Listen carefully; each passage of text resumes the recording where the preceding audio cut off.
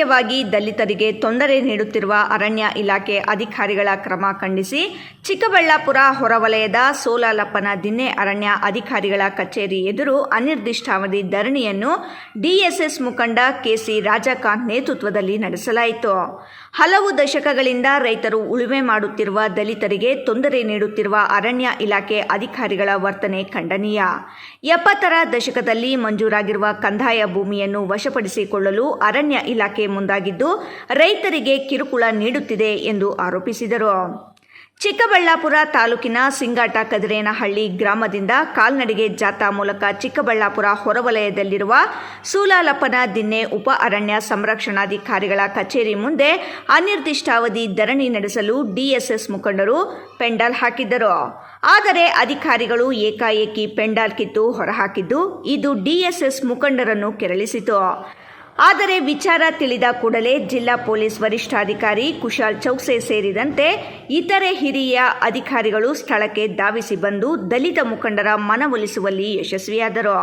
ಅಲ್ಲದೆ ನಾಳೆ ಡಿಎಫ್ಒ ಕಚೇರಿಯಲ್ಲಿ ಮಧ್ಯಾಹ್ನ 12 ಗಂಟೆಗೆ ಹಿರಿಯ ಅಧಿಕಾರಿಗಳು ಮತ್ತು ದಲಿತ ಮುಖಂಡರ ಸಭೆ ನಡೆಸುವ ಭರವಸೆಯನ್ನು ನೀಡಿದ ನಂತರ ಇಂದಿನ ಪ್ರತಿಭಟನೆ ಹಿಂಪಡೆಯಲಾಗುವುದು ಎಂದು ಪೊಲೀಸ್ ಅಧಿಕಾರಿಗಳು ಮತ್ತು ಅರಣ್ಯ ಇಲಾಖೆ ಅಧಿಕಾರಿಗಳು ಭರವಸೆ ನೀಡಿದ ಕಾರಣ ಇಂದಿನ ಹೋರಾಟವನ್ನು ತಾತ್ಕಾಲಿಕವಾಗಿ ಮುಂದೂಡಲಾಯಿತು. ನಂತರ ಮಾತನಾಡಿದ ದಲಿತ ಮುಖಂಡ ಬಿವಿ ವೆಂಕಟರಮಣ, ಬಡ ದಲಿತರಿಗೆ ಸರ್ಕಾರ ಅಧಿಕೃತವಾಗಿ ನೀಡಿರುವ ಅಲ್ಪ ಸ್ವಲ್ಪ ಭೂಮಿಯನ್ನು ಕಸಿಯುವ ಯತ್ನ ಮಾಡುವ ಅರಣ್ಯ ಅಧಿಕಾರಿಗಳು ಈಶಾ ಸಂಸ್ಥೆಗೆ 1000 ಎಕರೆ ನೀಡಲಾಗಿದೆ. ಇದರಲ್ಲಿಯೂ ಅರಣ್ಯ ಭೂಮಿ ಒತ್ತುವರಿಯಾಗಿದೆ. ಇದನ್ನು ತೆರವುಗೊಳಿಸುವ ತಾಕತ್ತಿಲ್ಲವೇ ಎಂದು ಪ್ರಶ್ನಿಸಿದರು. ಚಿಕ್ಕಬಳ್ಳಾಪುರ ಜಿಲ್ಲೆಯಲ್ಲಿ ನಿರ್ಮಾಣವಾಗಿರುವ ಈಶಾ ಸಂಸ್ಥೆಗೆ ಸರ್ಕಾರವೇ 1000 ಎಕರೆ ಭೂಮಿ ಮಂಜೂರು ಮಾಡಿದ್ದು ಇದರಲ್ಲಿ ಅರಣ್ಯ ಇಲಾಖೆ ಸೇರಿದ ಭೂಮಿಯೂ ಇದೆ. ಮೊದಲು ಅದನ್ನು ತೆರವುಗೊಳಿಸಿ ನಂತರ ಬಡವರ ಭೂಮಿಯತ್ತ ನೋಡುವಂತೆ ಸಲಹೆ ಮಾಡಿದರು. ಹದಿವರಿಗೆ ತನಿಖೆ ಮಾಡಕ್ಕೆ ಹೇಳ್ತಾ ಇಲ್ಲ. ಬಡವರು ಪಾಪ ಉಳುಮೆ ಮಾಡ್ತಾರೆ. ಸುಮಾರು 50 ವರ್ಷಗಳಿಂದ ಉಳುಮೆ ಮಾಡ್ತಾರೆ. ಜಮೀನು ಆನೆ ಇದೆ, ಉದ್ದೇಶ ಇದೆ, ಎಲ್ಲ ಇದೆ.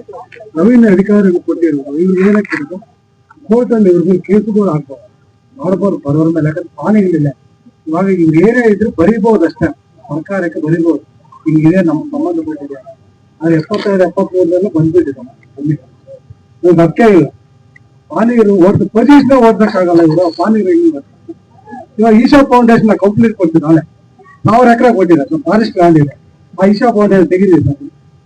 ಅವ್ರು ಇದೆ ಸರ್, ಆ ತಾಕತ್ತಿದೆ ಅವ್ರಿಗೆ ತೆಗಿಲಿ. ಇವಾಗ ಈಶಾ ಫೌಂಡೇಶನ್ ಬೇಡ, ನಾವೊಂದು ಮನವಿ ಕೊಡ್ತೀವಿ. ಇವಾಗ ಈಗ ಅಕ್ಕಪಕ್ಕದಲ್ಲ ರೆಸಾರ್ಟ್ ಜಾತಿ ಅಲ್ಲೆಲ್ಲ ಫಾರೆಸ್ಟ್ ಲ್ಯಾಂಡ್ ಇದೆ. ಪಾನಿಗಳು ಬೇಕಂದ್ರೆ ಕೊಡ್ತೀವಿ. ಮಾತಾಡ ಕೇಳಿ ಅವ್ರು ಮಂತ್ಲಿ ಕೊಡ್ತಾರೆ. ಬಡವರು ಏನೋ ಜಮೀನು ಪಾಪ ಜಮೀನು ಸಿಕ್ಕೋದೇ ಕಷ್ಟ. ಎಸ್ಟಿ ಕಾರ್ಪೊರೇಷನ್ ಜಮೀನು ಕೊಡ್ತಾ ಇದೆ. ರೇಟ್ ಎಲ್ಲ ರೈಸ್ ಆಗಿದೆ. ಇವಾಗ ಇವ್ರಿಗೆ ಹೇಳ್ತಾರೆ, ಇವಾಗ ಭಾರತ ಬಂದ 2 ವರ್ಷ ಯಾರೋ ರಾಜಕೀಯ ಒತ್ತಡ ಬಂದಿರುತ್ತೆ. ಇಲ್ಲ ಇವ್ರು ಡ್ಯೂಟಿ ಕರೆಕ್ಟ್ ಆಗಿ ಮಾಡಿದ್ರೆ ಏನ್ ಮಾಡ್ತಾರೆ? ಎಲ್ಲೋದ್ರು DF ಇದೆ, ಇಲ್ಲೋದ್ರು DF, ಕೋಲಾರ ಹೋದ್ರೆ DF, ಮಡಿಕೇರಿ ಹೋದ್ರೆ DF. ಏನು ಅವ್ರು ಯಾರೋ ರಾಜಕೀಯ ಒತ್ತಡ ಇರುತ್ತೆ ಇವ್ರಿಗೆ, ಇಲ್ಲ ಅಂತ ಇಲ್ಲ. ಅವ್ರು ಹಾಕ್ಕೊಂಡು ಬಂದಿರ್ತಾರೆ. ಇವ್ರಿಗೆ ಅವ್ರ ಮಾತು ಕೇಳಿದ್ರೆ ಇರುತ್ತೆ. ಅಲ್ಲ ದಯವಿಟ್ಟು ನಾನು ಇಷ್ಟ ಹೇಳೋದು ಅಲ್ಲ ಇಲ್ಲಿ ಸರ್. ಇವಾಗ ಈಶಾ ಫೌಂಡೇಶನ್ ಇವಾಗ ಮಾಡಿದ್ದಾರೆ, ಸರ್ವೆ ಮಾಡ್ತಿದ್ದೆ. ಈಶಾ ಫೌಂಡೇಶನ್ ಎಷ್ಟು ಕೊಟ್ಟಿದ್ದಾರೆ, ಎಷ್ಟು ಅಕ್ರಮ ಮಾಡಿದ್ದಾರೆ, ಅದಕ್ಕೋಸ್ಕರ ಖಾಲಿ ಮಾಡಿ ಮದುವೆ ಮಾಡಿ. ಇನ್ನು ದಲಿತ ಮುಖಂಡ ಕೆಸಿ ರಾಜಕಾಂತ್ ಮಾತನಾಡಿ, ದೇಶದಲ್ಲಿ ಬದುಕುತ್ತಿರುವ ಪ್ರತಿಯೊಬ್ಬನಿಗೂ ಸ್ವಾತಂತ್ರ್ಯ ಸಿಗಬೇಕಾದರೆ ರಾಜಕೀಯ ಸ್ವಾತಂತ್ರ್ಯದ ಜೊತೆಗೆ ಸಾಮಾಜಿಕ ಸ್ವಾತಂತ್ರ್ಯ ಸಿಗಬೇಕು ಎಂದು ಹೋರಾಡಿದವರು ಅಂಬೇಡ್ಕರ್. ಚಿಕ್ಕಬಳ್ಳಾಪುರ ತಹಸೀಲ್ದಾರ್ ಬಡವರ ವಿರೋಧಿ ಮತ್ತು ದಲಿತರ ವಿರೋಧಿಯಾಗಿ ಕರ್ತವ್ಯ ನಿರ್ವಹಿಸುತ್ತಿದ್ದಾರೆ.